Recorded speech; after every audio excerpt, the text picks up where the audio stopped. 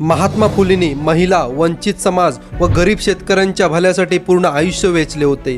हे करत असताना त्यांना व त्यांच्या पत्नी सावित्रीबाई फुले यांना अनेक अडचणींचा सामना करावा लागला होता। पुराणमतवादी लोकांचे टोमणे, शिव्या तर कधी त्यांच्यावर शेण देखील फेकले गेले, पण त्यांनी कधीच आपले काम थांबवले नाही। ह्या माणसावर कसलाच परिणाम होत नाही हे पाहून विरोधकांनी त्यांना जीवे मारण्याची योजना आखली।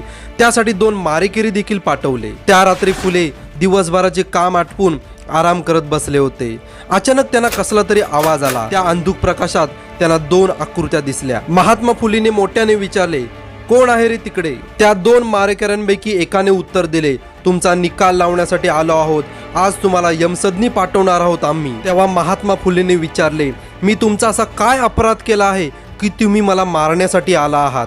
मारेकऱ्याने उत्तर दिले, काहीच नाही, पण आम्हाला तुम्हाला मारण्यासाठी पाठवले आहे। महात्मा फुलेंनी पुन्हा एकदा प्रश्न विचारला, पण मला मारून तुम्हाला काय फायदा? त्यावर मारेकरी म्हणाले, तुम्हाला मारून आम्हाला प्रत्येकी 5-5 हजार रुपये मिळणार आहेत। त्यावर महात्मा फुलेंनी उत्तर दिले, अरे वा, माझ्या मृत्यूने तुम्हाला एवढा फायदा होणार आहे तर घ्या, माझे डोके सुद्धा कापून घ्या। ज्या गरिबांची सेवा करण्यात माझे आयुष्य गेले, तीच गरीब माणसं आता माझ्या गळ्यावरून चाकू फिरवणार आहेत, हे तर माझे भाग्यच आहे।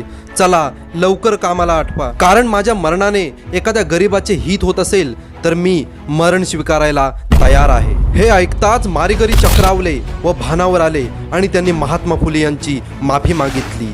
या घटनेनंतर ते दोघेही मारेकरी महात्मा फुले यांचे सहकारी झाले। यातील एकाचे नाव होते रोडे व दुसऱ्याचे नाव होते पंडित धोंडीराम नामदेव। किती विचित्र गोष्ट आहे बघा ना। एकीकडे इंदिरा गांधीजी यांचे सहकारी रक्षक त्यांचे मारेकरी बनले होते, तर इथे मात्र महात्मा फुले यांचे मारेकरीच त्यांचे सहकारी बनले। आजच्या पिढीतील राजकीय व्यक्तींनी व समाजसेवकांनी महात्मा फुले यांचा आदर्श घेतलाच पाहिजे। जर ही माहिती तुम्हाला आवडली असेल तर तुम्ही इतर मित्रांना शेअर करा। भेटूया पुन्हा एकदा पुढच्या व्हिडिओमध्ये, तोपर्यंत नमस्कार।